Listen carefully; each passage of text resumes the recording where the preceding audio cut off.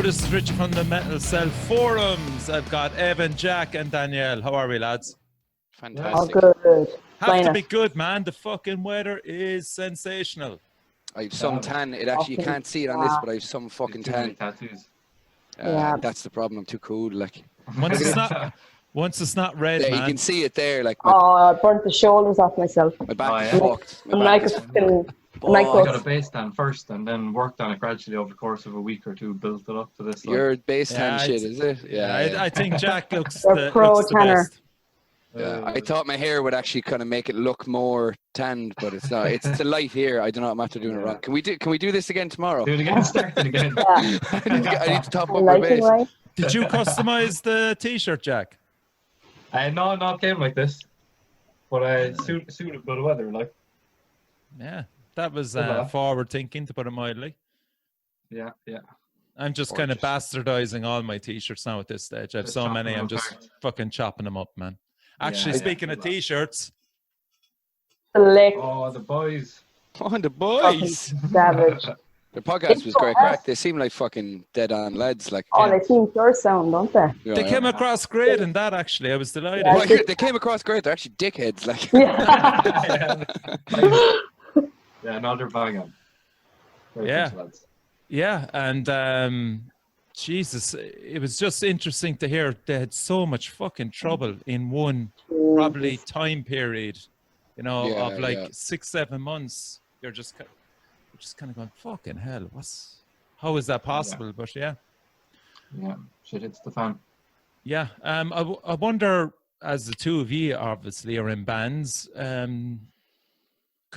you obviously can sympathize with it, but is there lessons to be learned from it by any chance? I guess you kind of like, with shit times like that, it really just comes down to, you'll notice the attitude of your band and the people in your band. If they're going to shit and moan over everything, you're kind of then like, maybe this is too hard, because when things are going really good and you're a lot busier, that's when you need, if things are going shit and you still have everyone being like, supportive of each other, because some people can start drifting off. That's when members start falling away. But if everyone sticks together during all that, it'll make it even better when things start actually going well. Yeah, you're inevitably gonna have run into unforeseen issues, like without shit hitting the absolute fan and everything goes wrong. Even outside of that, you're just going to come up against things you didn't expect to come up against as you go along. And yeah, as Evan said, you like, people either stick around and stick together, or cracks appear and people drift apart. So, well, either way, you know where you stand at the end of a period like that, which is it can make a band stronger, like as a unit. Yeah. Do you know what I mean? And I think once the unit is strong, then you're grand, really. Like, then you're going to make millions. Like, yeah. And the vinyl issues as well, just even just small things about posting it out, fucking hell. Yeah. But I think they got a really good deal with that crowd in Wickham. Yeah, it was a really good value. Was it 1,500? Was it? Right under their nose as well. From McCary and everybody that I was talking to about vinyl, everybody seems to be kind of looking towards Eastern Europe, but the UK is an option. Yeah, I think there's a lot of new places, new businesses and stuff opening up doing vinyl now as well. But what was the deal they got on that? Oh, 250 for 250 copies, yeah. Yeah, it was a really good price. Yeah. I remember Kieran was saying, wasn't he, on his podcast, was it 1,500 he paid for? And that's for an album as well. That's double sided, Yeah. So Exactly. But like, then the fact that like it's 250 copies is essentially the minimum you can do. Correct. Yeah. Well, you can do. There's places that do 100. There's monotype, but I mean, like, what you're going to sell them for, compared to what it's not. You probably will, to be honest. Like, I think vinyl will sell a lot quicker. A lot of bands will sell 100, even at gigs over time. They will, yeah. But it's just the amount of money you're going to get back for it. Where if you're unsure, it's great. Like, look, we'll get it on 100, or for a limited. Like, if you were doing a split or something like that, 100 is great.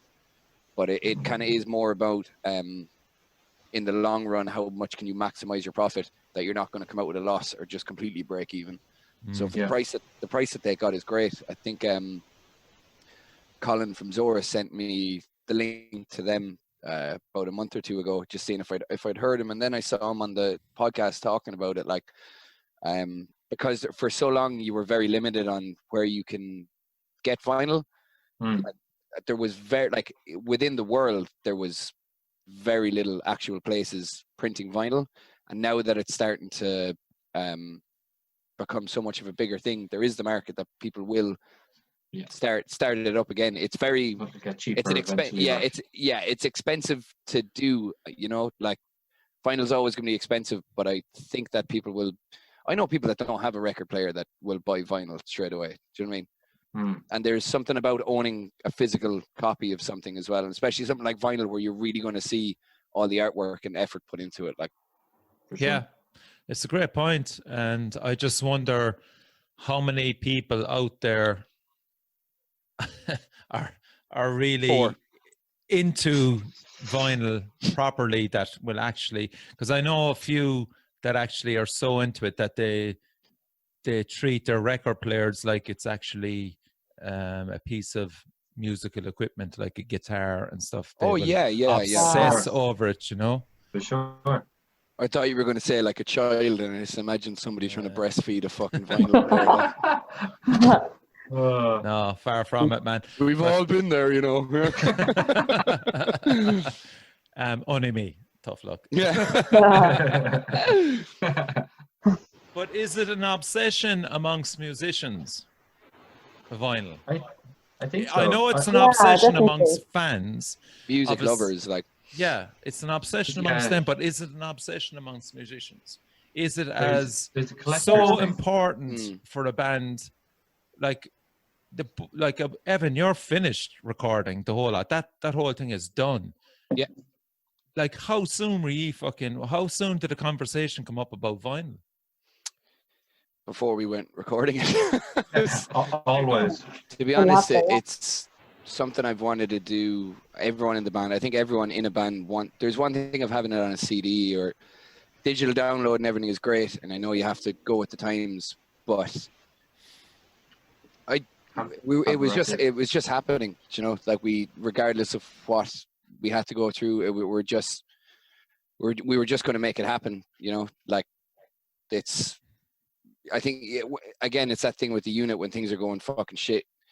Everyone just like kind of comes together and like, right, we're making this happen, regardless of how long it takes, or because vinyl is a very time-consuming process as well. That's the thing. It's not. You can get CDs done up very quick and high numbers, but vinyl takes a while to do, and you're getting sent a test pressing. You might get one or two test pressings just to make sure that, you know, tracks are in the right order, that, you know, everything like that. So we'll just take that point. If you get a test pressing, how many in the band have an actual record player? In Worn Out? Yeah. Me. Yeah. And I'm sorry now for putting on the spot, but that's totally my point. The funny thing is Alex, I'm going to get in trouble. I don't care though. Okay. Alex loves collecting vinyls. Like he loves it, but like he's very like, he loves collecting things, like even with games, and like he'll have figurines that I'll pick one up and he'd be like, don't fucking breathe on that. That's €500 kind of thing. Like, you know, but it is, a lot of it can be like collectors, very much a collector's thing. Like people will buy vinyl, not even take the sleeve off it. And that's, I get that. I really honestly do. I love listening to them, but I won't shit on someone for using it as a collector's thing, because they are a collector's thing. Do you know what I mean? Like, especially when you're getting bands like smaller bands where they're only doing like 200 or 300 presses, like having that in, still in the what's the fuck, plastic casing? I don't know. I always rip it off straight away. So sleeve, yeah, I decided to rip it off. So I don't know what the fuck it's called. Yeah, I just wonder. All over it, like. I just wonder, are a lot of bands just put under pressure to have that option for vinyl when there's actually sometimes there's actually no need. Just get the physical copy from me will be the CD. And, you can do your digital thing. Vinyl. God alone, they don't have physical copies of the EP. Do you mean? And no one. There you go. Great example. No one batted an eyelid about that. Like that's no one said anything about that. It doesn't matter. It's more just. I don't know. Some people love it. Like at the end of the day, people will listen to it digitally more than anything. Like if I have an album on vinyl, I'm going to listen to it 90% of the time on an iPod, or listen to it on. Yeah, I have iPods. Like a good example here, lads. You get left with merch. So like the Joe the Paranoid Beast, when they started doing gigs, they like had a stand of merch for all the bands. Yeah. And I shipped more of it, and I remember Con started printing stuff. Somehow I ended up with that merch stash in my possession. But like literally like 12 copies of the God Loan's first EP here. They probably don't even like, as in they can. Don't say that, but we'll sell them on for twice as much. Black market. There's a box full of Cork metal merch in there. Like I love that. That's such a Cork thing. Like, but it's just so much merch left over at the end of it, you know. And I think God Loan obviously learned from that, and just with the second one. Or even the third one was that they just didn't do a physical copy, and like. And I would love to have that fucking physical copy on CD. Would I be arsed if it was vinyl? No, I would rather the CD and just throw it into the car. The and vinyl thing isn't a thing for you, really. No, and I am old school. I mean, fuck it. You have your jacks in your wall and in your room is all the tapes. Yeah, it's cassettes. Yeah, I mean, yeah. So. We'll say back in 86, 87, it was easier to get vinyl than CD, obviously, because it went out. Yeah. And then it was always a case of vinyl versus tape. You go vinyl. And then you're going through the years you're into the 90s, and then you're kind of going, well, vinyl is all good, but vinyl fucking scratches. Vinyl fucking warps. Yeah, and then when Walkmans came in as well, you could walk, like, you know, being able to walk somewhere and listening to it's a whole other thing. It's a whole other thing. Convenience then is what started taking over, you know, like. Yeah. I am not bothered with vinyl, but I understand why people obsess about it. I got the vinyl of Elder Druid, and that was just solely to promote the band. Yeah. Just to help him as well, you know. Otherwise, I had it on CD. I had it on fucking digital download, but I just said I'd support the band and buy it on vinyl. Yeah, I'm Is it kind of a thing as well, though, that it depends on the kind of genre of metal that the band are? I think like the God Known fans wouldn't be the type to buy vinyl, while Elder Druid fans definitely would be. I think that's a big thing as well. And like, it's kind of interesting. I thought it was interesting that Gallock decided to do cassettes, and that kind of appealed. Cassettes are coming back huge now as well. Yeah, and they were black metal thing. Yeah, black metal. Yeah. So I think it very much depends on that. I think that's a great point. Great point there. Like, the death metal and black metal kids, like from the late 80s, early 90s, grew up tape trading. True. Yeah. Like with Doom and stuff, I think there's a big kind of throwback element where you have a lot of kind of people looking back even as far as, you know, Sabbath and stuff, and there's that kind of vinyl sound that people are trying to capture, like, you know, more analog thing or whichever. But like that's an interesting point then of bringing it into current day, like the current day scene. So you have a band like Worn Out, and I think it would be interesting to see like how you'd go with the vinyl, like how I know you said it's something you want to do, but I'd be very interested to see. I'm sure it will sell, like, but it'd be interesting to see how a hardcore audience would take a vinyl release. Yeah, I think as well, like, there's not to say in any way that I'm like, oh, we'll sell whatever. It's more, I think when it does come out, will be at a time, I'm not going to tell because I don't know, but it will come out at a time now where during all this, I feel like people will be more inclined to want to buy something or come to a gig, or, you know, when it gets to a level that we can actually gig. Do you know what I mean? I've said it loads of times on this because for us, I just don't see. We'd have a burst of selling it online, which is great. Yeah. But the whole thing is like when we're at a gig, the amount of times, because we've released singles and we've done the download only thing, we've had them up for free, and there's people that will still pay money for that, and that still blows my mind. But it's that thing of like when someone comes up to your merch desk being like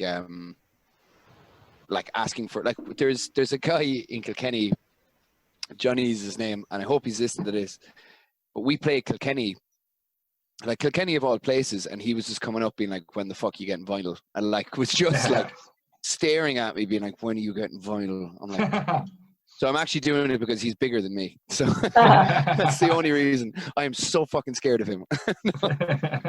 Yeah, you just wonder, and that's just getting back to the whole point. Our band's being pressurized to fucking release vinyl, and it could fuck them up down the road for putting so much money into it and then just not moving the product. You know. Yeah. That's my worry. It's just a decision. It's just a decision. Like, you make your own decisions. If you do something out of pressure and you get fucked over, then that's your own fault, really. If you have to kind of have, I think it's like, if with vinyl, like even if I had 100 vinyl stuck in my house and we just bring it on tours and sell a few here and there, I think the want for what we have and just the belief that we have in the EP and everything is like, obviously we wanted it to sell. I think a lot of it will be online, people listening, like with different articles, different magazines, stuff like that. But at the end of the day, it's like there's going to be a thing checked off all our lists of having it on vinyl. That's a huge thing. There's selling it and there's worrying about that. We're not so worried about it, or not worried about it, that we think, oh, we'll sell them all, it's fine. Like, we're not putting ourselves on any pedestal or think we're better than we are. But we're just confident in what we can do with the release when it does come out and how we can push it, that the amount of vinyl that we're planning on doing won't be sitting in a house for fucking a year. How far away are you? How far away? I'm not going to say anything, just because it'll probably be a situation where they're collecting, we'll have them a good bit before they're even announced. Oh no, I'm not on about like, vinyl, but how far away from an actual release? Don't know, honestly. Still unsure. It's done and dusted, everything. Yeah. Oh yeah. So, the thing is done. Nothing back. There's no artwork is done. No, they're ready to rock. Yeah. Ready to go. Really. There's a few. There's moving cogs that are outside us. That, you know, so it's not just like we could be like, oh, we're ready to go now, but there's other things that need to be in the same. Everything needs to be ready to go a good bit in advance. And again, the main thing is we have to tour. Like, we releasing this, so it gives us a push to get better gigs, and that's how I see releases. So we get bigger and better shots. Yeah. Because I actually hate recording. Like, I know we touched on it, lads, but I'm sure, like me, you're all watching bands releasing still through this shit period where nobody can tour. To them, man. Yeah. What's your opinions on that? I mean, and you're the prime example. Worn Out, have it done, dusted since when? When did you finish the whole product? When was it actually done, dusted, and ready to rock? In an ideal world, you could have released it when?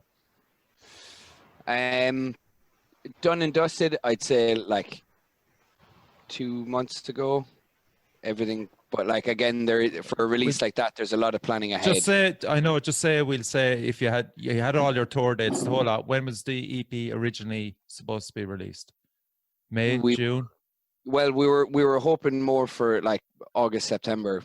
Oh, okay, so it was still a good bit back. Okay. Yeah, because again, like, there was a lot of plans that we have that we're not, like, even with it coming out now, we don't want to just get rid of that and try to get it out as quick as possible, because we can. It's like we have the plan that we know will do us what we hope will do us well. Do you know what I mean? Yeah. So as I said, there's plenty of other bands, and I mean, you have to admire them just releasing it out so much. Like, And oftentimes, it'll make me nearly just second guess what I'm doing. But there's a lot of people in the same boat. There's some bands that has worked so well for, like it really, really, like the Scratch. I think #1, they decided to release the album 4 months earlier with no promotion, no nothing. Just like fuck it, we're putting out in 2 weeks. I think it was like it was a top 10 selling album, like, and not just like in the alternative chart, like in the Irish charts. It was in the top 10. You know what I mean? Like I think they've released album or finals. I can't remember how much they actually got printed, but I remember seeing a post that there's like 50 or 100 left. You know, and like I bought that the second the pre-order came out. Like they posted it within 10 minutes. I had it bought. Like so. They kind of have the backing behind them that I feel like they can do that, like, you know. Okay, so we're going to listen to one of those. It's Restive Nation. I think the easiest way is just to go straight into the track and get your opinion on it.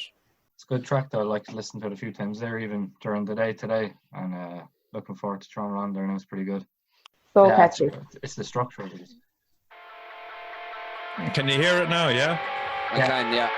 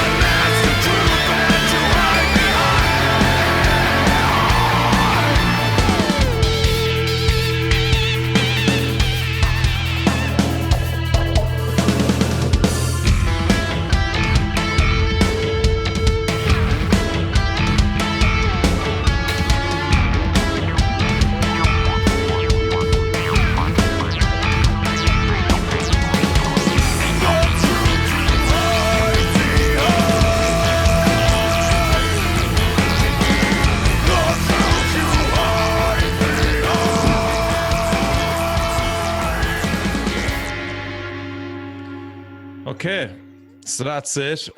Just for those that don't know anything about Restive Nation, they were formed in 2014. They're alternative electronic-based music. I suppose they kind of fuse heavy metal, ambient, and progressive technical metal. You can correct me if I'm wrong.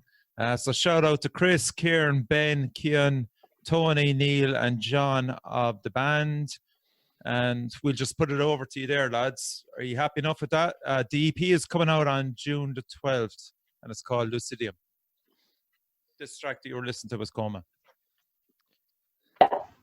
I think it's such a well laid out track. Like that's honestly, I think as well vocally is what properly carries that. Like not that it's resting all on vocal shoulder, but that chorus is unbelievable. So good, so catchy. That's like I can really see that on something like Sirius XM in America. Like I can see that on genuine heavy rotation for that. You know what I mean? That also would be so good in something like a Need for Speed game, or actually, you know, it's like like the second I heard it, I'm like, that's like there's a huge market for that sound, and I feel it is very different to a lot of other bands in Ireland, which is great to be like straight away that they stand out. They really that track stands out to me as something that's not. It's not the same as everything else. Yeah, I think you got it there with, and it is a sound more so. They're not exactly heavy metal, but they kind of flirt in and out of it. I certainly can. I can see metalers liking it, but I can see it. See a broader base catching up on that as well. You know. It kind of reminded me of like there was bands kind of back in maybe 2013 doing similar stuff. It was reminiscent of that, where it doesn't feel dated, which is really good. I think it's really accessible to people as well that don't listen to metal, but that chorus is just so catchy. I was just going around humming that chorus all weekend. I was doing the exact same thing. Exact same thing. And it was a really pleasant surprise to hear an Irish band or metal band doing something like that.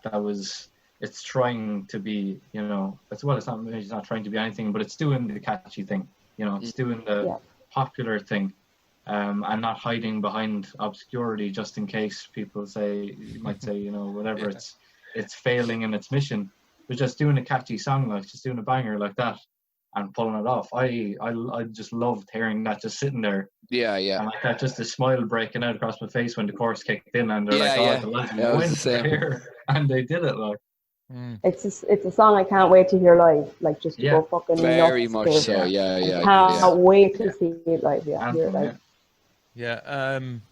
Could it possibly be? Would you be surprised if it was played on the radio? I wouldn't think so. No, not at all. Certainly depends on what radio is here, but really. Like again, like something like Sirius XM, like that, like over in the States, there's a lot more of those rock and metal kind of bass things. But I guess that'd be playing there all the time. You could hear it definitely on BBC Radio 1. Definitely. The definitely rock show. A tune for that. 100%. Anywhere that isn't here, that you could hear. I would love it. Now, Tony also said that it's about kind of suicide and a lot of dark thoughts and stuff, but you wouldn't pick that up actually on the song unless you actually listened to the lyrics or read the lyrics. I think that's a nice contrast to it do is. that sometimes, you know, to do a kind of something you can move to, you're jiving to it, and then to see the depth of what's behind it when you look a bit closer. It's a really cool contrast. I think they pulled off. Yeah, I think so too. So big thumbs up from all of you, Yeah, definitely. Yeah. 2 horns. Okay, so I'm gonna move on to the next one, and this is from Neon Empire. So about this band, they're Dublin based again. They're Jesus fucking Christ, hang on. Sorry, I foamed up there. Frothing at the mouth. Okay, so dehydrated. The joys of editing. Okay. Don't keep that in, like. So the next track is from Neon Empire. They're Dublin based again. They're electro metalcore, and they have a new EP out as well. It's called Distorted Reality, and this is the title track. So we'll have a listen to it now.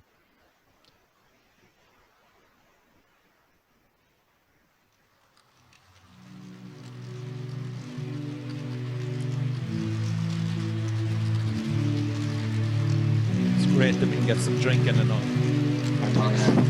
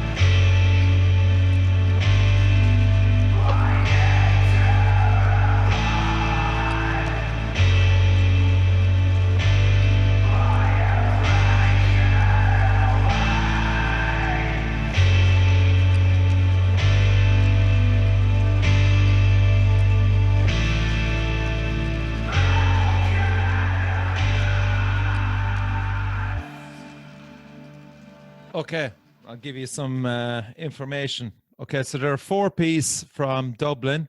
The band was formed by guitarist Hassan Ali, and over the time they got John on voice, screams you could say, Veronica, female drummer, fucking respect, on drums, Tom on bass, and they actually had a lot of success with a song called This Clarity, and it featured Dead by April vocalist Jimmy Strimmel.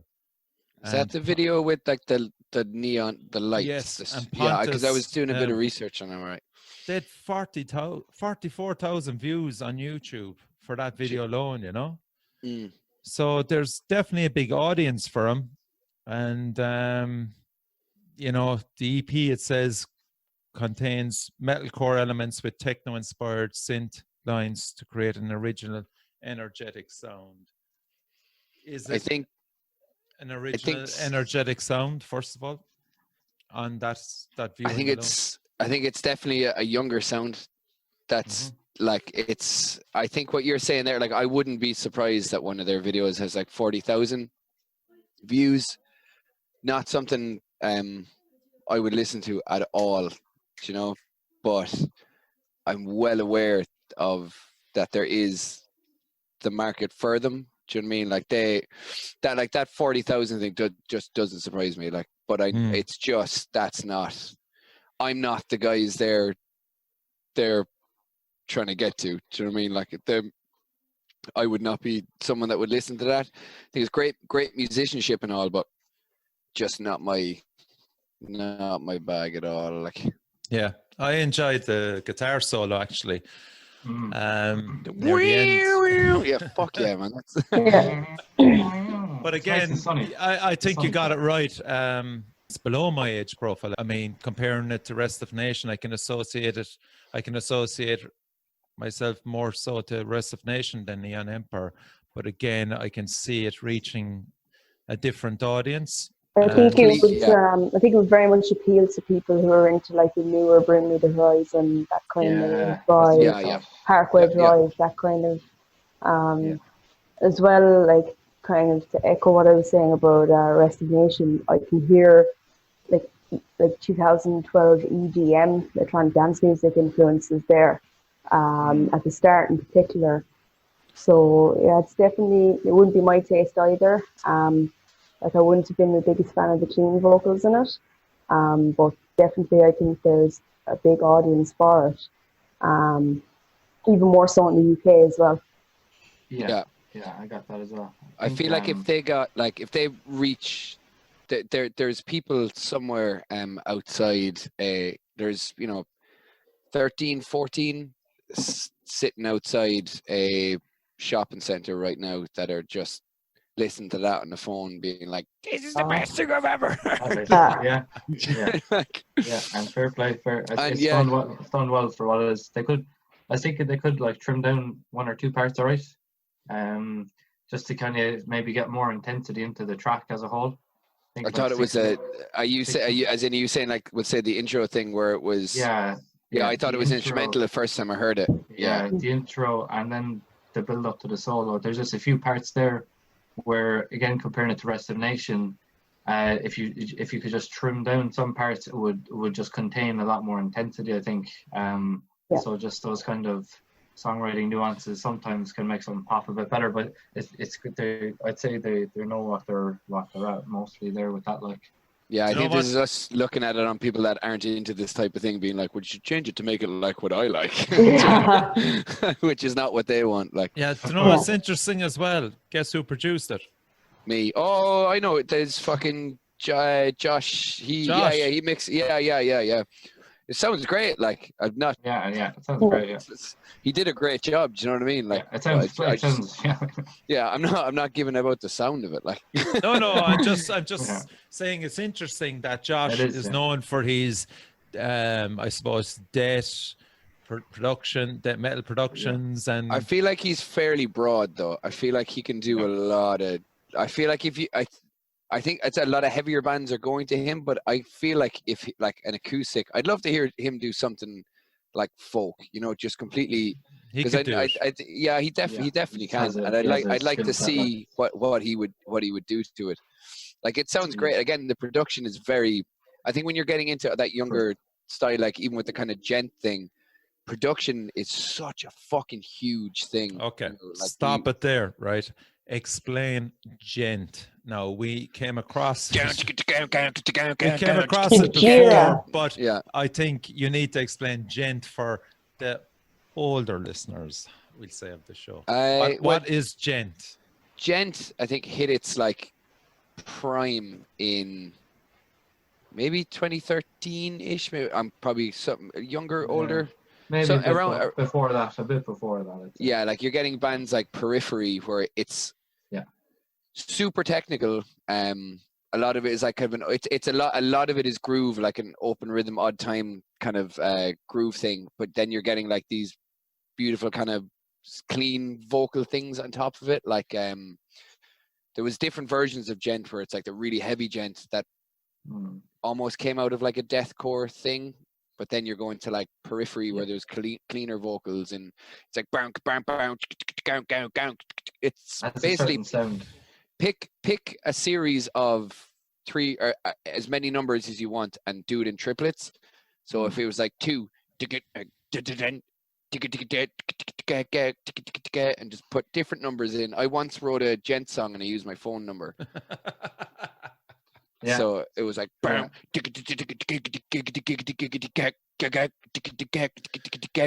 it's just, I think it's for me it's like, you know, the kind of start with Meshuggah, I think, but it's like gent for me is like Meshuggah becoming a genre, and it not being anything really like Meshuggah. See, I'd put Meshuggah just as tech metal, where gent like, so has you its wouldn't own call thing. Meshuggah, you wouldn't call Meshuggah gent, but anytime I ever heard get your head kicked in, like gent, I was just like, this is just like Meshuggah, only it's not as good, or not as like just not, just like, leave Meshuggah. Do you remember like gent like it was fucking huge. It was the only thing that like was everyone like, and there's still some bands that I listen to that would be like Chimp Spanner. Do you remember them years ago?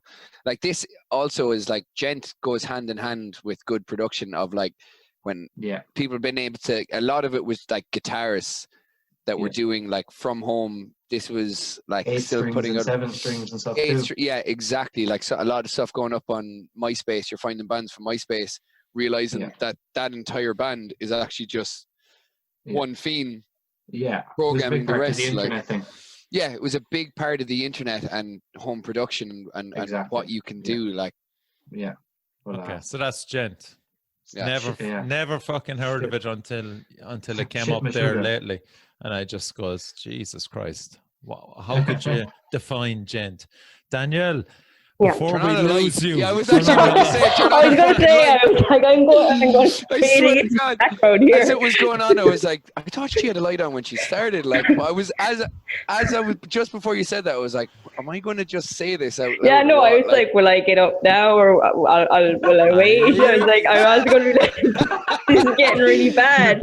One second, okay. You turned into a ghost. Yeah, she's so polite that she just won't let herself be seen. Like, by the end of the thing, she's just pitch black and is like, oh yeah, hey! Pete, come out of the wardrobe. Yay! I was like, you definitely have to do that for the next one. Like, keep him in there until like an hour, and he just walks out with cereal. We need a Pete. What would you call it? An appearance, a cameo. Yeah, a cameo. Yeah. Yeah, he's playing Dungeons and Dragons in the next room like a fucking nerd. Dungeons and Dragons. Yeah. I got a text from him being like, I don't play it again because I'm probably not smart enough to play it. Like, and I actually mean that. Like, I have the, what do I have? Oh, attention span of a, like, see what I mean? What do I have? Nerded person. Yeah, that's me. Yeah. Right. For regular listeners of the forums, and I know there's fucking plenty of you out there, I'm sure you're all waiting to hear what we thought of Evan's suggestion for Every Time I Die. Can I start? Oh, I know. I was waiting for you. I I was waiting for you. Give it to me. You changed my life, motherfucker. Yes, I knew it fucking would. I knew it would. I knew it would. Stop. Let me put. Okay, I'll have to put it into the whole way I checked them out. Drove to the whatever beach. hole you want, buddy. Drove to the beach. Had my headphones, and I knew absolutely nothing about the band. Only that you've name checked them. Baylor have name checked them, predominantly Chris, and maybe Jack, or maybe a few others. You know, I knew zero about them. Put them on the headphones, went for a walk on the beach, and I'd say probably 2 minutes into the song, I'm just going, Jesus Christ, where were this band all my life? Yeah, you know, ridiculous. But what I loved about them is they're savvy, they're clever. Yeah, they know what makes the recipe for a great song. Mm-hmm. Their singer is just fucking up there with one of the best frontmen, and I will say that I've ever heard. I fully agree. I've ever heard, and that's high praise for me because I'm going back to the early 80s onwards. Jesus Christ. So I was very, very interested to see how they can translate that live, and I watched, I don't know, maybe one of you put up the link, but I watched their home. Every Time I Die, the season one. No, the homecoming one. They're in Buffalo. Yeah, that was the Christmas one. Yeah, that was the season. Yeah, but right way through all that time, and again, the easiest thing in the world is just to go onto your phone and check them out. You know, Google who's in the band and all that. I never thought they had two guitarists. Never thought it. I always thought there was just one guitarist, and I can see how influenced Baylor are with them, having listened to Every Time I Die, because the fucking tone, it's all about the tone. And I think myself, Richard, I'm afraid you're going to start crying, man. It's getting emotional. Oh, fucking knew it. I think because some people don't like Clutch, but fucking these lads, these lads are Clutch on steroids. Yeah, it's that southern sound Absolutely. that I feel like it's hardcore, but it has that southern twinge to it. There's that level of dirt to it, like. Yeah. So I of course got the wrong fucking album, Evan. I went with, is it Big Dirty? Big Dirty, yeah. Because they were the two that I was switching between. So so I listened to Big Dirty before I went with New Junk Aesthetic, and it's a tough one. I know Big Dirty came out before New Junk, so obviously everybody expected them to progress. Still at this moment, because I'm just kind of a newbie in relation to the stuff, I fractionally prefer Big Dirty at the moment, but I can see the progression where they went to after Big Dirty. I'm not offended. I'm glad you like it. Like, love it. Songs that I love, Roman Holiday, great opening. Oh yeah, that riff. Yeah, Who Invited the Russian Soldier? I love it. Wanderlust is Clutch on Speed. White Smoke, one of my favorites. Turtles on the Way Down again. And Superman. All I'll say is thank you. Oh no, thank you for having me on the podcast, man. I also said before we even started recording, I was like, I don't want to smoke cigarettes on this because I'm gonna go fuck now. I win. you go for it. Yeah, I will. Okay, over to you, Jack. Fucking Roman Holiday at the start. It's like the tremolo line in the back. That shit. That's just going over. Yeah. And like some of the lyrics on it were just unbelievable. Again, Wanderlust. The Marvelous Slut as well, just because like I had I thought a few times during the album I was like, oh, like Dillinger Escape, and even in like some of the vocal patterns, just like I could tell they've come from and you know how I feel about that shit. Like I do, yeah. So then I had just been listening to it, let's say, Joe, on YouTube on one track where it's the full album. So I go for a walk and throw the full thing on. And it was only today I sat down and looked what was actually kind of the tracks and stuff. But that one, Roman Holiday, The Marvelous Slut, Wanderlust, and Turtles All the Way Down. But what I did find about it was like it's such a dense album. So like the way they transition between grooves is unreal, and you're like everything is like kind of catchy and immediate, but at the same time it's just so dense. There's so much packed into that. Was it 40 minutes or something? It feels like you're after listening to about 80 minutes worth of music by the end of it, in a good way, like in a way that like 10 listens in you're going to catch another hook, or a riff. There's just so much in there. So you can hear the converge influence on it in that sense. No leads either, as such. Not much in it. Yeah. And you just see what you can do without that as well. Like just Come on, Danielle. I'll be honest, like when you said Every Time I Die, and I remember like seeing them in like Slam Dunk and things like that. It's kind of what I associated them with, and I seen the artwork. I was like, this is gonna be a lot of fucking shite. And I started listening to that shirt on when I was working. What a load of shit! I listened to it. I was like, this is fucking class, and I think the southern vibes really got me. I love Crowbar, I love all that southern kind of sound, and I was surprised by that. And definitely, like, you throw on a track and you just don't know where it's going to end or where it's going to go next, and I kind of like that kind of journey that I'm taking on. Yeah, it's really fucking cool, and I'm definitely going to check them out more. And so I'll probably try that other album that Richie was on about there, The Big Dirty. The Big Dirty. The two that I was given, the CDs by my friend, and they came with like DVDs as well, of like they have like Shit Happens and not everybody poops. I can't remember what the thing is, but they're just like you start like I got like you almost feel like not the band, like I'm not gonna give them a fucking ring or anything, like, but you're like you just get their vibe that there's I think in The Big Dirty lyrically there's a lot of satire in it, like there's so like there's one lyric is like if I remember this now, I didn't tie my hair in a ponytail for nothing, so if I don't go home alone, I ain't going home. Or if I go home alone, I ain't going home at all. Like, shit like that is like, even writing that down, being like, I'll fit this in. I'll get this in. Yeah. I think there was more humor and more adventure in The Big Dirty.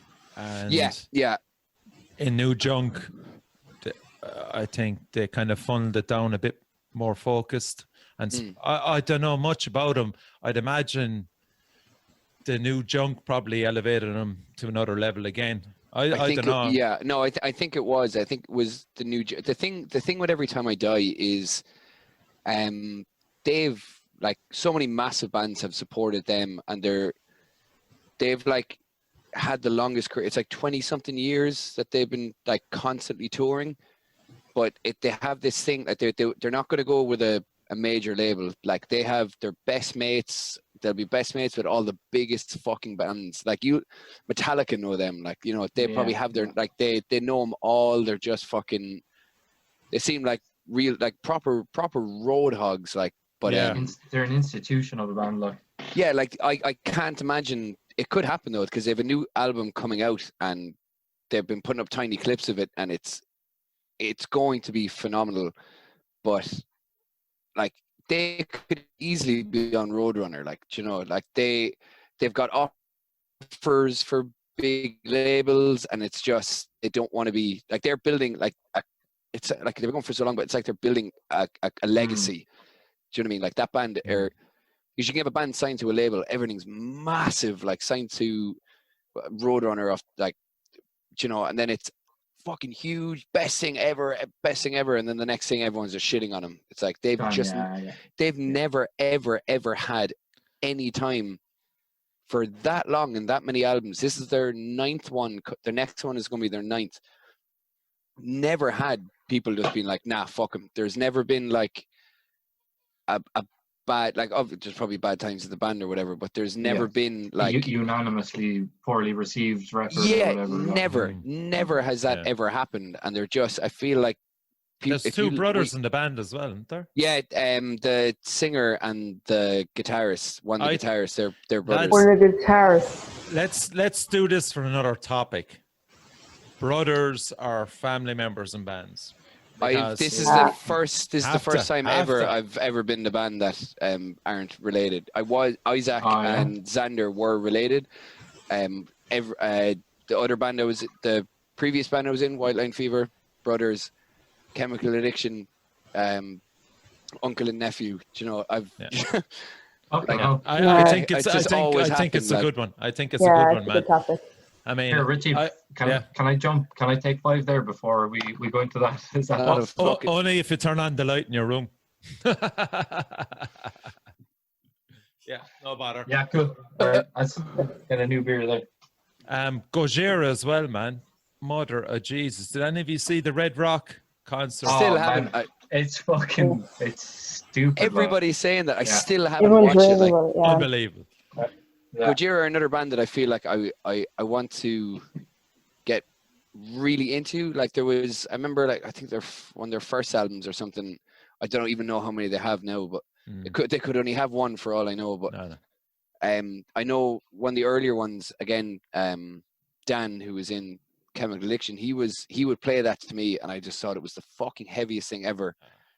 Kind of fell off my radar because you can't escape Gojira. Like, you know, they're everywhere. Yeah, I mean, if they come to Ireland, it's a no-brainer. Yeah. If you're working or if you're not working, I feel like that's a gig I will go to. Like, you take the holiday, you take the pain of the holiday. Without a doubt. Yeah, without a doubt. I feel like they're a band now that so many people that I know swear by them. Do you know what I mean? There's that one tune that if you're in Fred's, what's that tune? Like, Silvera. I haven't a clue. You're probably right. Like, I haven't a fucking clue. But yeah, and aren't there cousins in that? I think Pete was telling me. There's two brothers. The drummer, the drummer and the guitarist, vocalist are brothers. Oh, okay. Another band of brothers. Okay, I'm going for a whiz break. I'd advise you if you need to, and then we'll get on to the main topic. Sure. Look, we'll just absolutely slate the lads, will we? Yeah, we'll read the back up of them now. Yeah, fuck them. Absolute assholes. We are the show. We are the show. People come here for us. Yeah. Yeah. See, Richie's never said it's like, oh, I'll edit this out or not. So I hope they come back and just be like, fuck them. Like, you know, people come here for us. Like, that's it. Yeah, we are the main event. Yeah, I was grand with Jack leaving his light off, but I was like, you need your light on. People need to know you're there. You know, that's the fucking It was so awkward because I was like, yeah, I'm just becoming one with the background. I got to a point where all you could see was like Ross and Friends. It was just like when he gets fucking weird. But it was happening so gradually as well, because when we started it was light outside, and I was like, oh, she has her light on. Like, not being like, oh, she better have her light on. Yeah. But I was going like, oh, it's getting a little dark there. And then I was like, oh, unless her light switch is right here, she has to make a deal out about this. Like. I was just like, do I interrupt somebody? Or Sorry, I can't see anything. I was just getting weird as well and sitting in a dark room. Like, fucking weird. Because it did. All we could see at one stage was your teeth. Like. It would have been class if you're gradually just fading back. Yeah.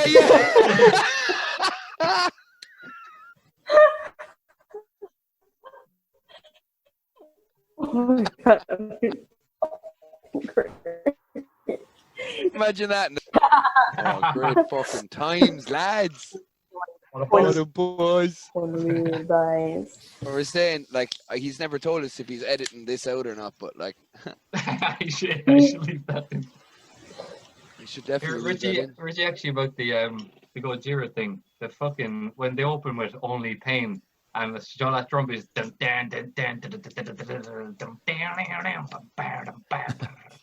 It's unbelievable. The Scratch covered Gojira at Knockin' What? They opened with a Serious? Gojira I just remember that because What the hell? I wasn't fucking sober, but I just remembered it, and it was absolutely. Oh, thank God. Oh fuck. Jesus. Lads, things are getting lax here, lads. Things are getting lax. We're just saying there, Richie, if you left that entire segment in, it'd be hilarious. Yeah. Really? Well, I can check it out later anyway.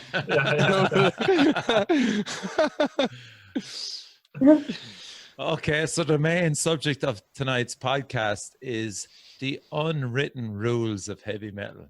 I had so much fun. I had so much fun with this. I'm going to start this off with one there now straight away. Go on, boy. You can't wear fucking sunglasses. Do, boy. You can do whatever the fuck you want. Fuck them, like. Straight away, Richie. That's one there you can't wear sunglasses. You can't wear sunglasses, man. You're not shadows. He is. He's a bop off him. What are you talking about? You know it. No. I'm gonna start off, right, because it actually it happened in the Cruiskeen lawn many years ago, and I'm not sure what band was playing, but it was a serious band. It was a band from Europe. It could have been Hail of Bullets or someone like that. So I arrived there and I was supposed to meet my mate there. I'm not going to name him and shame him, but he arrived. All right, it was Timmy from me. You really twisted my fucking hair. Yeah. That was difficult. He arrived at the gig with a fucking jumper on him. You do not go to a metal gig with a fucking jumper on you. No. What do you mean go with a jumper on you? Like, what about hoodies? Like, no, this is as in a knitted jumper. Oh, like a cardigan. No, it's a fucking jumper with a fucking like a pattern shirt on it. A sweater. Oh, sweater. It's not a sweater, it's a jumper. This is not like you wear to work. Here. Xander Collin plays. I get you. Just trying to Xander plays gigs with, and I've said it to him every time, he plays them with fucking like jumpers, it's fucking hot up there, like. Whatever about it being hot, it's just fucking not on. It's just you don't fucking wear a jumper to a fucking heavy metal gig, right? I've never heard that. No, I've never heard that. So anyway, so he arrived wearing this navy jumper with this kind of zigzag pattern that basically your mother would have fucking knitted back in the 80s, and stood there alongside me, and I'm looking at him going, play. What the fuck, man? Have you anything underneath it? Like, and he's there, what? Like, you're wearing a jumper. Take the fucking jumper off.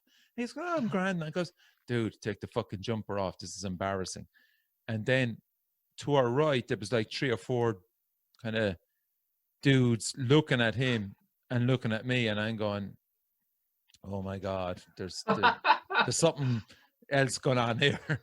So, who are they? The fucking fashion police, like. This is it, though. Nino. It looked like the fashion police wanted to kick the shit out of him, basically. Fuck the fashion police, boy. So Timmy walked off and headed down to the Jacks with the jumper on him, and straight away 2 of the boys of the fashion police, as you want to call them, came up to me and they went, "See drug squad? See DS? Who's DS?" Absolutely not. I'm not DS. Well, your fucking mate is, because he looks like DS. And I'm going, look, I've asked him to take the fucking jumper off. He will take the jumper off. Oh, so my God.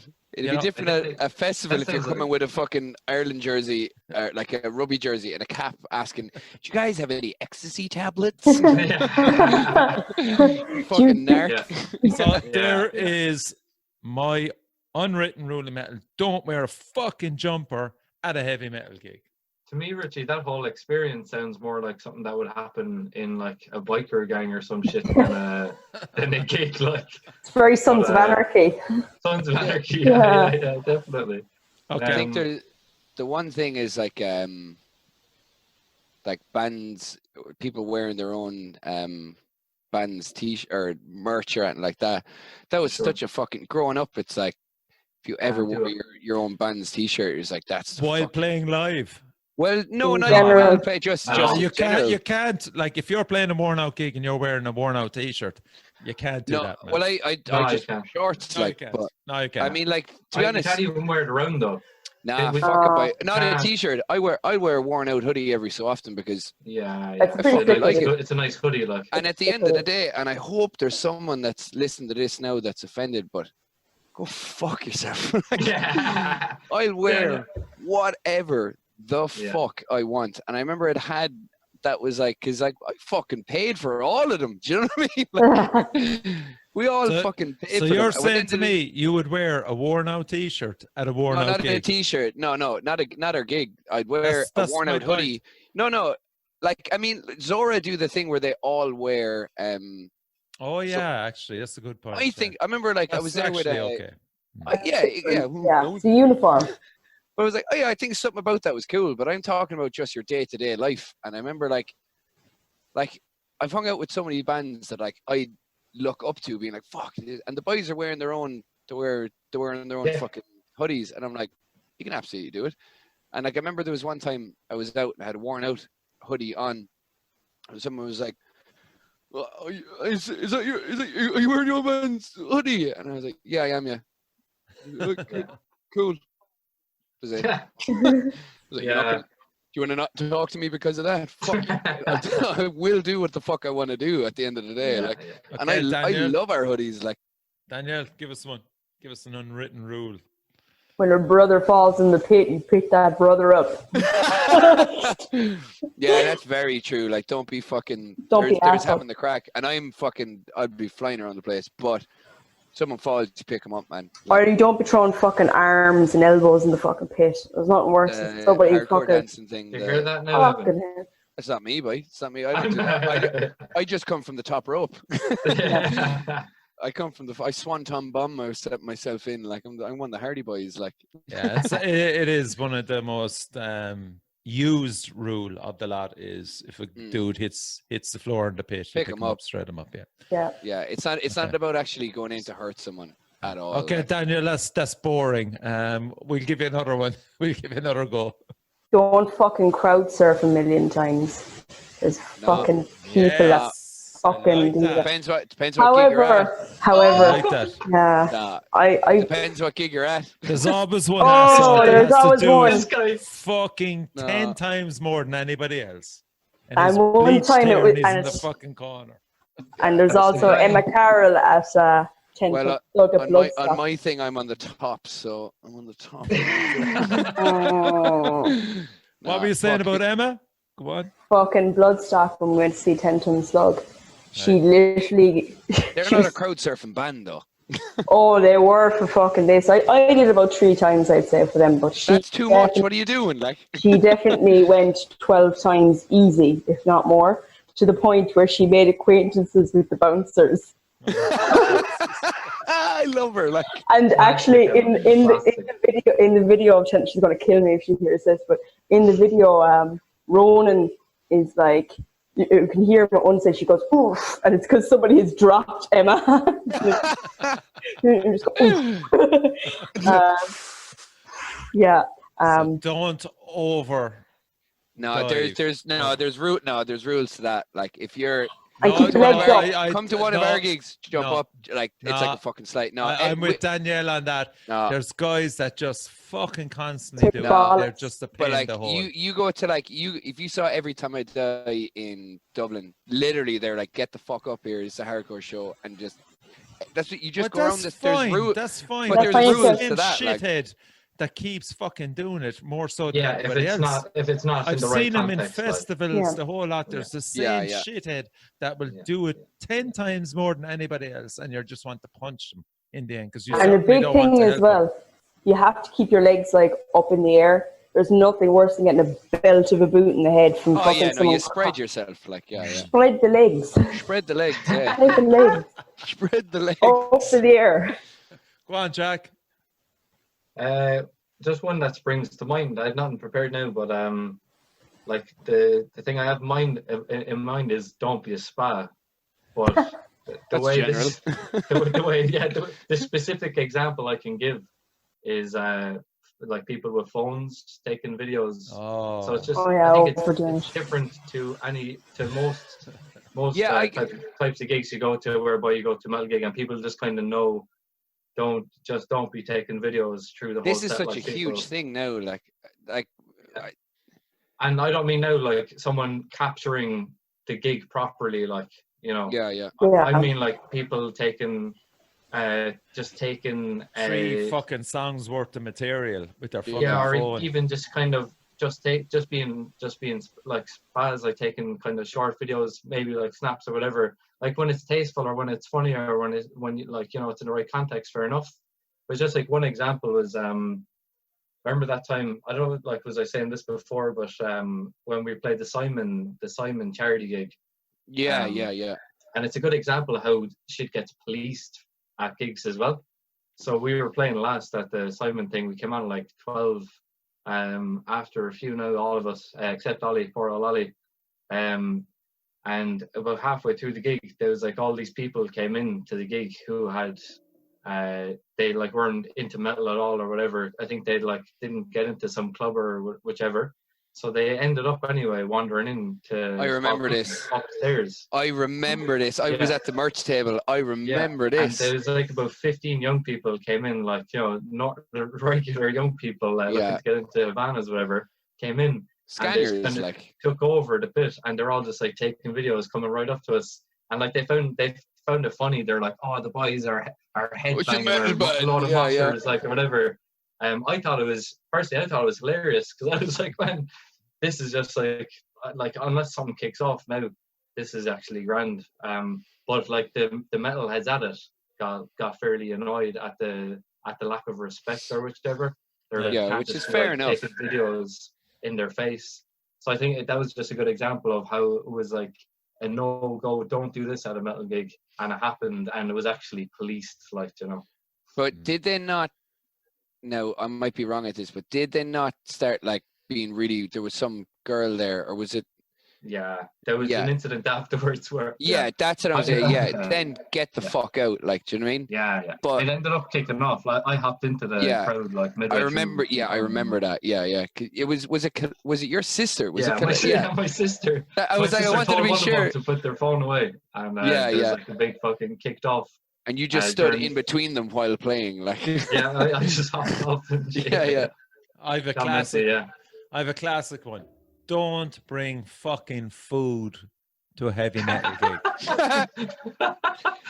I did that, but the difference was it was Baylor's EP launch thing in Golden Discs at like 2:00. So I decided to take my break at 2:00, and we were talking about it because Baylor have the new documentary in it, and they did the live chat.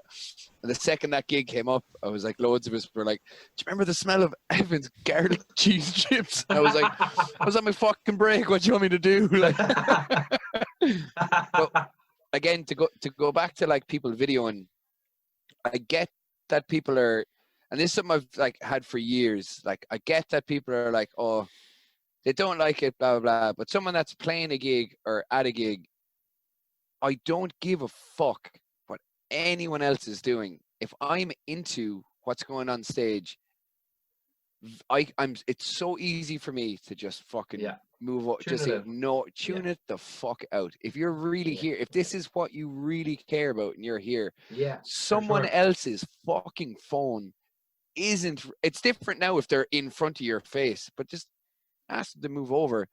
But like if this was the case now that like no one can have their fucking phone out, we come back and like, unless we have like, you know, it's great to get fucking Instagram stories at the end of it. Do you know what I mean? Like little things like that.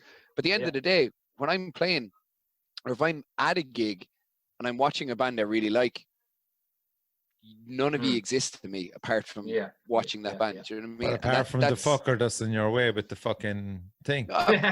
Push him out of the way. Watch the band. Like, but sometimes you actually fucking can't. You know, because you're up in Dublin. You know what I mean? Get it. I totally get different, it. But, you know. But it's not about friends. I just think in general, it's like, I think that's a thing that's given out about so much, when really it's not that big of a fucking thing. It rarely becomes a problem. It rarely, like, let's be honest. I think people like talking about it so much. It's rarely becomes a problem, but it's a fucking prominent problem. Is it? Yeah, because these guys always have their fucking phones up. This is my phone now. This is what I mean. Like, this is my fucking phone. Jack.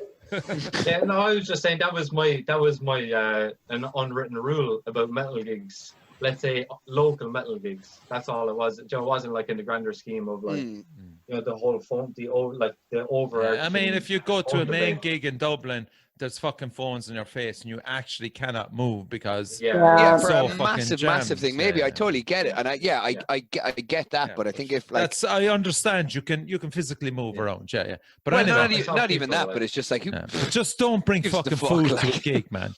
Because I was at fucking. I don't have a fucking gig at lunchtime, so. I was at I think it was Devil Driver in Dublin, right? And we get in there, it's the Academy, right? And some sicko had brought in pistachio nuts, right?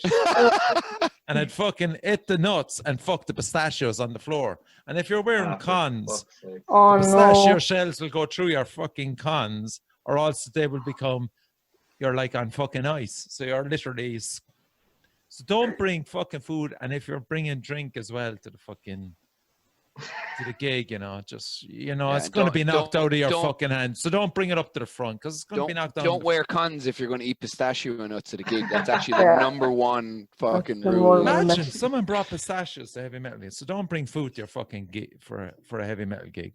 And don't wear sandals or fucking socks either for a heavy metal gig. I disagree. Wear whatever the fuck you want, really. I hope the next gig we do, everyone wears sandals and socks on their fucking hands. It is a thing though, because it comes into genres. Sometimes I see it where people get too rigid on what they think they should dress like based on. Do whatever the fuck you want to do. And that might sound really shallow, but I see it happens, people. Yeah, just be sound. If people are overthinking what they're doing because I play this type of music, I shouldn't wear this. People going, what's the story? Like, what's the story with man wearing a pair of blue shorts? Like, I don't give a fuck what you're wearing, but it's summertime. If you're an asshole, that will come across. But if you're sound, I'm like, if you're sound, it doesn't come into being sound if you're wearing a fucking pair of navy blue fucking pinstripe fucking shorts. And what about Chris? What about Chris from Z-Ren coming with fucking Hawaiian shirts whenever you're like, fucking the way whatever you want. Like, Chris I love that. Like, Chris has done the hard time. He deserves it. Yeah, but not the first time you met him. The first time you meet him, you start from day one, and it's fucking great. Wear whatever the fuck you want. Like, on that, my dad actually was on about when he went to see Queen in Slane, and he said back then, like, slip-on shoes were fucking all the rage, and he fucking ended up coming home with only one shoe because the fucking slip-on shoe was left in Slane. So yeah, when we went back to see Metallica there last year, we said we'd try and find the fucking shoe. It was his first time back as well. Don't wear slip-on shoes to metal gigs. I wore these the fucking Slayer and Obituary name, and halfway through I was fucking in the mosh pit and I kind of gone, fuck, I'm down a shoe. There you go. That happened to Isaac at Every Time I Die as well. He had to go up at the end of the night. The band that were taking things down were Higher Power as well, which are another unbelievable band. But he came up holding a shoe, being like, Did you see the other shoe? And the lad just burst out laughing. Behind the drum kit, they just threw him back his other shoe, being like, yeah, we found your shoe. Like, and he was like, oh, thanks. And then just walked off and bought his shoes. Like, he was like, oh, fuck it. Like, I had a great time. Also, don't wear a patch or a t-shirt of a band that you don't know fuck all about. Oh, yeah. Big no. Yeah. Don't wear the t-shirt. I don't think there's any band t-shirt that, like, that's alien to me. That's more of like a like Penny's thing, like where they have like their Nirvana t-shirts and shit. Where, like, you could bring it into that. I get that, but the other part of me is like, well, maybe if they get that, they'll be forced to listen to a song, and that, you know, I don't know. I You'd don't hope like. so. You'd hope I so. don't like giving out. Yeah. Well, I love giving out, but On that, yeah. Like you've got all these fucking US celebrities, the Kardashians and all them. Oh man, and the others fucking fools as well, and they're all wearing Slayer or fucking Exodus and Metallica, and they haven't the does that fucking rile you up, Richie? Yeah. yeah. Does that really Pisses get your goat? immensely. Is your goat been got there? How does that make you feel? Angry, man. Angry. Yeah. Like I get it. Done the time. I get it to a certain extent. It's like I think the only part of that pisses me off is like if there's people that I went to school with that fucking like it was like I was a smelly kid, like I had dreadlocks and everything, like so, but they would give out about like how I looked and the music I listened to and all this fucking shit, and I'm like, yeah, whatever. Then you'll see them later on and they'll have like a Metallica t-shirt and it'll be like one that they bought off what's that website, Depop or Bebop or something, but like this really old school vintage one that costs loads because they're actually into their fashion now, and old school shit like that is actually really cool. That's where I'm like, fuck you absolute asshole. Like there's something connected to it. Like yeah. Actually, another story about my dad. He's a massive Deep Purple fan, and he's seen a dude in Limerick wearing a Deep Purple t-shirt, and Deep Purple had just released their album Bananas at the time, and my dad went up to him and was like, oh, because he's pure fanboy, he's like, oh, Deep Purple. He's like, what do you think of Bananas? Do you like bananas? And your man was like, what? They're a great source of potassium. Dad just was like, oh, do you like bananas? Yeah. Your man was looking at it like he was fucking high or something. And we can never rule that out. High as shit. That we're on about sandals and socks. Another thing for me kills my ankles is don't fucking wear high heels to a fucking metal gig. Yeah. Well, you just haven't learned to walk in them, my friend. Nothing worse. Getting fucking stabbed by by stilettos into the fucking feet while you're. I think at the end of the day, like the reason why I hate all like don't wear this or blah blah. It's like, man, if you want, like, it's not like we have fucking people out the door coming to Irish like metal gigs in general. It's like it is niche. At the same time, if someone wants to come in and spend the money, as long as they're not being fucking assholes as people, I don't give a fucking shit if you're wearing a tracksuit. I don't. So give you just want the money, Evan, is it? I love it so. I love money, man, so much. But like do lots of things. In general, it's like, man. That's what people. We can't give out about like being like, oh, you can't do this, you can't do this, you can't do this, and then be like, oh yeah, no one comes to gigs. It's like, yeah, because you're making it so awkward that I feel like I'm going to do something wrong. But these are the unwritten rules of metal, Evan. Well, I'm never, ever. If anyone writes them down, you can go fuck yourself. Like, I'm going to put on my own band's hoodie there now and be like, fuck everyone. No, it's a good point though, and I think it comes into genre sometimes a bit as well. Like an example that comes to mind is the band Happy Alone. Like while they're not metal, I think they're an unbelievable. I think they're an unbelievable Cork band. Like they're an unbelievable band. But like the fact that they're coming out of Cork, I think is phenomenal. And like they're wearing tracksuits.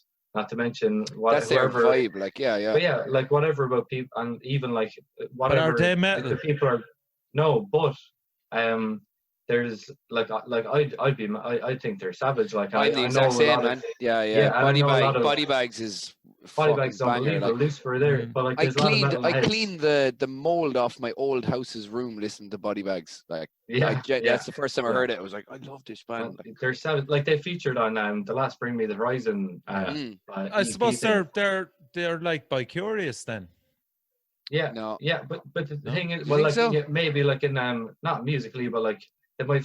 What I'm saying is like with a genre thing, they might fall like within as in they somehow come on the radar. Electronic and metal will go in some way hand in. I'm like very like when you add like an electronic element into like heavier stuff, I have a natural thing to just be like, don't like it. Like, but like but I try to fight that, like.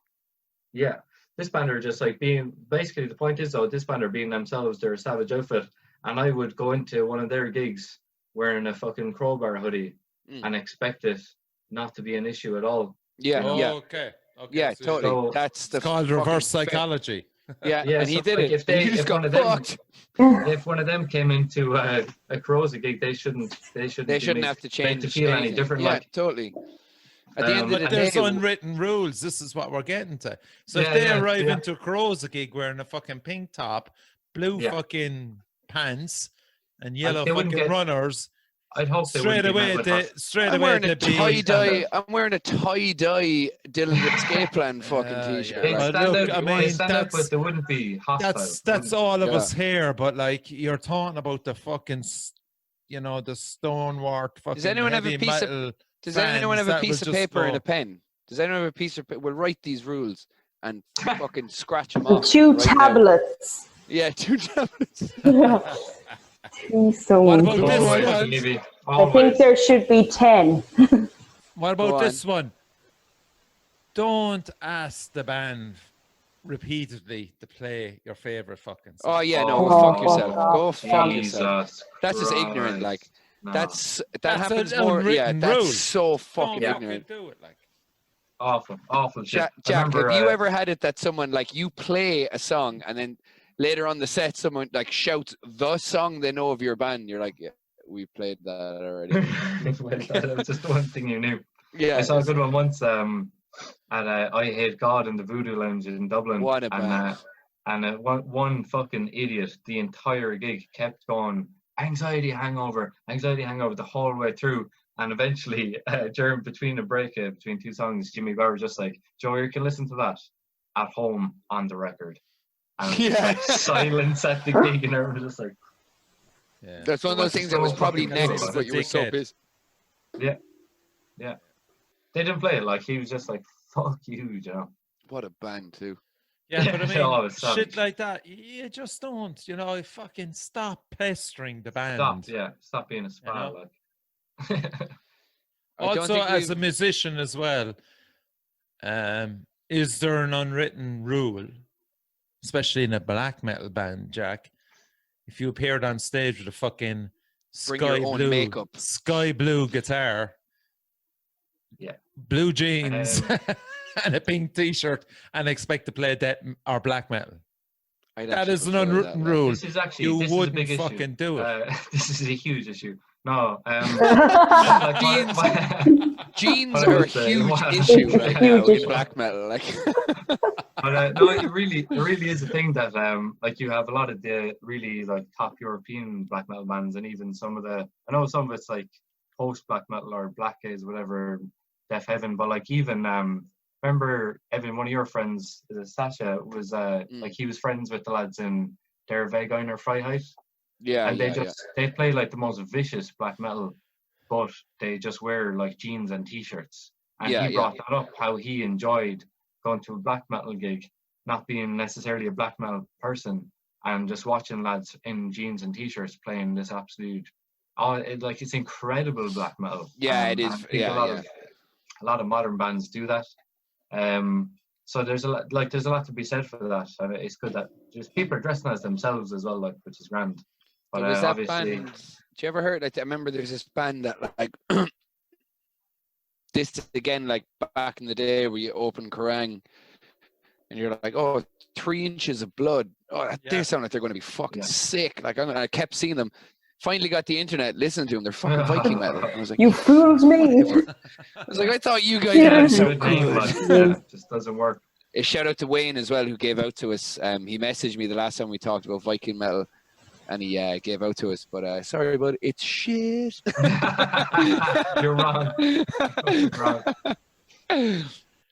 Also, and it really annoyed me, and I don't know why, but I was at a Fix. You know a Fix, Jack, do you? They're death metal, brilliant death metal band. And here's this guy at it. He's not Irish. I know he's fucking not Irish. And I'm looking at him, and he's wearing. Go to the Jacks there now, or else he's wearing a Europe t-shirt. A fucking Europe t-shirt with this permy hair and flicking the hair back. And I'm going, why is this guy at the fucking front of a Six with a fucking Europe t-shirt? And it annoyed the shit out of me. Are you for real? You know, don't wear t-shirts that will provoke other metal fans. You might as well have been wearing... That's kind of funny too, though.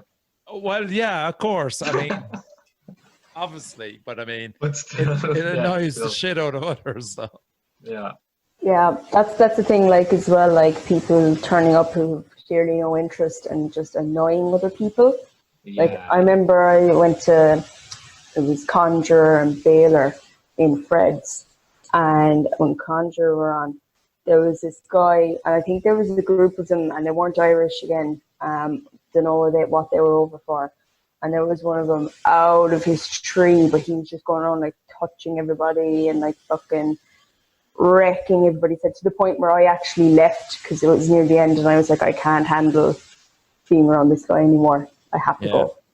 I've come across a few absolute dickheads like that around. Like when we played the our album launch, there's this guy, and he, like, I don't know what his buzz is, but like he just kept fucking, even during sound check, he was coming up and he's like, you know, what was he doing at sound check, like floating around the place, and I was just like, the guy is out of his mind or whatever. But then he started putting his foot up on the stage, and his foot was like... Can you actually rule me out at this stage, in case? Yeah.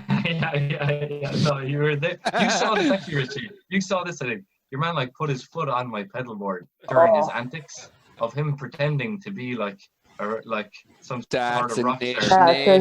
That's a fucking niche. During sound check. And I was like, here, man, get your foot off the pedal board. And he was like, oh, Joe, I'm just having a bit of crack. I was like, yeah, but get your foot off my pedal board. And, that's like, blatant niche. Yeah, like 10 minutes before we went on. And I remember, I think you were floating around, Richard. You're just like, oh, what the fuck is after happening there now? But it's just like ridiculous shit, like. Or the fucker that lingers on the stage. He makes it up to the stage, and you expect him to dive. You have to go. Yeah, you have to go. Then he stays. He stays for that extra. That's the worst. Yeah. That's worse than Evan's guy on the keyboard last time. That was sick. That wasn't bad. That was class. Epica was the name of that band as well. Like. Yeah, but, so glad I found those videos too. Like. It's the worst thing you could ever see, Joe. I was watching a video, actually, remember Evan, Alex from Toon shared it, a Magruder Grind live video. And, yeah. There's lads just on stage the whole time, but at the start there's a guy on stage for about 2 or 3 minutes, and you can see the band just looking at each other going, yo, is your man serious? Like, he's just on the stage. You're still here, you're still here. You may as well be in the band, like, at that, Joe. A featured artist. I think the longest I ever stayed on a stage was for Baylor at Knockenstocken, but in my defense, I was wearing a fucking gorilla suit. And the second I was basically supposed to come out, hype people up for a minute less and jump, but then like a band comes on, so the smoke came out, and I remember saying to Chris before, it's like, don't pressure me to jump because I can't see in this fucking thing at all. And I remember just going, being like, I have no idea what's going to happen now, but I'm going. What about the rule as well? It's an unwritten rule, is don't buy anything from the merch booth until the gig is over instead of at the start, because you're stuck then with the merch watching the band. And you're like, I don't know. Of course. Oh, on your own thing. Yeah. People get screwed on shit getting sold out as well. That's it. Yeah. With the Siege, you have to buy it the second the doors open. That's a great example. Yeah, so you're fucked to get in. Yeah. So remember, we went to see Sleep in Desert Fest. So like seeing Sleep in London, and they were on at 8. So we got there at like 7, or maybe it was even, I think Wolves in the Throne Room were sporting, so we were in a bit early. But I'd say we were there 2 hours before Sleep came on, and like it turned out their merch stand got set up at about 3 in the day, and everything was sold out by about 4, and they weren't playing till that night. So when people are streaming in, everything was already cleared out. Like, gone, so like depends. Like sometimes I would say at a festival like Roadburn or something, sometimes as well, or if you want to get the T-shirt of the festival, stuff like that is like might be an exception. But in general, if it's at a local gig, wait till the end of the night, wait till you're hammered and just buy a load of shit. Local gig, definitely. I bought this like the second I went in, and I think I had a bag. No, I didn't. I put the 2 of them on top of me. I knew I was going to be, no matter what I was coming home with, was going to need to be washed twice. But I was like, I'm getting it now while it's still there. Like, this was Dillinger Escape Plan's last ever tour. Like, this was it. So I was like, I'm getting it straight away. I'm not waiting around till after when everyone's hammered being like, I'll actually buy a t-shirt. I was like, no, I'm getting one now. Like, yeah, for sure. What about the one about don't talk about a band, we'll say, that are playing on the stage, but you know fuck all about. They're a fucking great band. Oh, I've seen them loads of, and then somebody fucking just pulls on it and go, really? How many times? Like, I always wonder about people like that. They just go, oh, they're fucking amazing, but have you really seen them? Yeah, I think one thing I hate is, one thing I hate so fucking much is I've no problem like when you're watching a band, turn to someone being like, that was fucking sick. Yeah, I like that. Yeah. But then I know people, and I'm not naming names because I will get in trouble, but like just like on a consistent level being like, I didn't ask for commentary for the entire thing. Do you know what I mean? Like, but it's like that fucking constant thing of being like every single thing, or like they're talking about gear they have. It's like, do that when they're setting up. It's like, yeah, that's fucking sick. Oh yeah, I love those, blah, blah. When the gig is on, let me fucking watch it. Like, I'll turn to you. I'll say like, that sounds fucking class. Like, you know, like, yeah, cool. But that's about all the kind of interaction I want to that's all you have with other people during it. Like, go away. Yeah, but there's people that are like fucking, oh yeah, I love the playing this. No. It's like, fucking hell, thank God you're here, because I wouldn't have realized that they were playing a gig unless you were telling me constantly that the gig is happening. Like, I'm like, that really gets me. And I've done it before where I start like, I'll be talking to someone like, and if I'm doing this, it's a sign like, I just leave me alone, let me watch it. Like, yeah. Yeah. Any other ones? I'm after coming up with a shitload. You've done zero research, lads. I'm fucking disgusted with you. We're trying to quash these. Yeah, I'm just trying to make you out to be an asshole. Like, hateful shit. What about the other fuckers that are on the phone non-fucking stop? Well, actually talking on the texting. phone. Oh, fuck me. They just wrecked my head. Yeah, I had a good one once. I was at a gig in Fred's, and someone was chatting to me about the band. Like you were saying there, Evan, while the band were playing, and I was actually trying to watch them, and they were telling me about the band, but they were so hammered, they were also on their phone at the same time as they were screaming about the band. No interest in anything, But they were on Tinder as it was unfolding, and there were a lot. So I was just standing there, just after like a pint, my first pint, going, Jesus Christ. But I've actually I'm just looking at this person that's like, you know, on Tinder, like right in front. It's funny. I've genuinely like seen, like, 'cause you'll see it out of the corner of your eyes, like, but I've seen lads at gigs in like Fred's. I've seen at Dally as well at the Christmas thing, like, all this fucking crazy shit's going on. They're going through Tinder. I'm like, it's like, I mean, like, fuck. I don't use it, but fair play. I don't know how engrossing it is or how fucking obsessive it is, but I've seen lads that are just like, I also, and I'm not going to mention the band either, there was a band on just before us, and I was like, you know, swapping over stuff, helping the drummer take stuff off, and he literally goes to me, he was like, this is in Dublin now, handed me his phone. He's like, will you just hold that there for a second? I'm holding his phone, and his right side was like, yeah, no worries, bud. And he's just like straight on Tinder, and I'm like, So you think the gig went well? Yeah. What do you already had it opened up like? Yeah. I'm like, yeah, she looks cool. Like, what do you want me to? What do you want from me here? Like, swipe right, please. Yeah. What way is like swiping right as well is. So. Jesus, I have no clue, and I'm fucking relieved I don't. I haven't a clue, but is right not meaning that the screen flows to the right? Yeah, so if you flick to the right, you're like, you want to match with them or something. That's the match, yeah. I thought it was the other way around. Did you do it for him? Actually, lads, that reminds me of a fucking class lyric in a local band, Magna Pinna. I think it's another pop song, but they have that. They had like the lyrics of that are about Tinder. So it's like swipe to the left on the faces.